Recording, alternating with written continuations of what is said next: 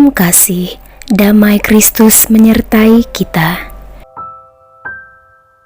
Anak domba telah disembelih dan dengan darahnya telah menebus kita dari segala bangsa.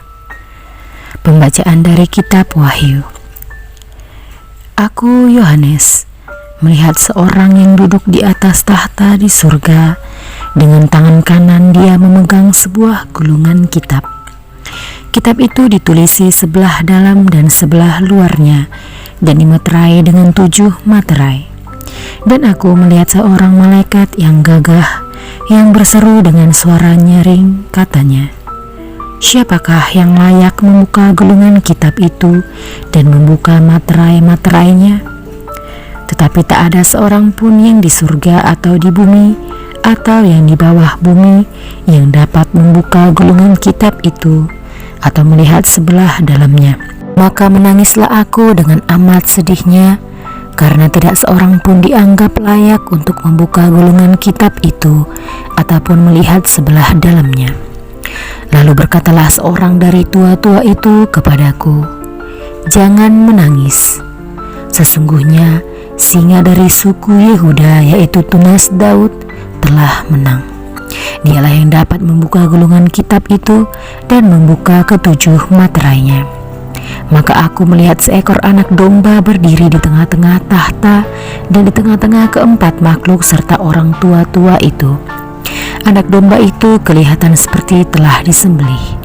Ia bertanduk 7 dan bermata 7. Itulah ke-7 roh Allah yang diutus ke seluruh bumi. Lalu datanglah anak domba itu dan menerima gulungan kitab itu dari tangan dia yang duduk di atas tahta itu. Ketika ia mengambil gulungan kitab itu, tersungkurlah keempat makhluk dan ke-24 orang tua-tua di hadapan anak domba. Mereka masing-masing memegang sebuah kecapi dan sebuah cawan emas penuh dengan kemenyan. Itulah doa orang-orang kudus. Dan mereka menyanyikan suatu lagu baru, katanya, "Layaklah engkau menerima gulungan kitab dan membuka ke-7 materainya, sebab engkau telah disembelih, dan dengan darahmu engkau telah membeli mereka bagi Allah dari setiap suku, bahasa, kaum, dan bangsa. Engkau telah membuat mereka menjadi suatu kerajaan dan menjadi imam-imam bagi Allah kita, dan mereka sebagai raja akan memerintah di bumi." Demikianlah sabda Tuhan. Syukur kepada Allah. Andaikan engkau tahu apa yang perlu untuk damai sejahteramu. Inilah Injil Yesus Kristus menurut Lukas. Pada waktu itu, ketika Yesus mendekati Yerusalem dan melihat kota itu, ia menangisinya, katanya, "Wahai Yerusalem, alangkah baiknya andaikan pada hari ini juga engkau mengerti apa yang perlu untuk damai sejahteramu. Tetapi sekarang hal itu tersembunyi bagi matamu.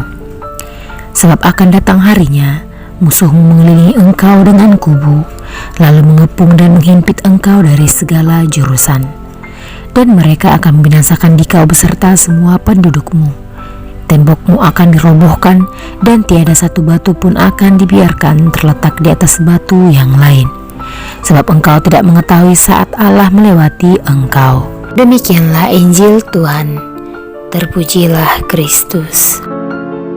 Bapak, Ibu, serta saudara-saudariku yang terkasih, renungan pada hari ini tentang hati Allah.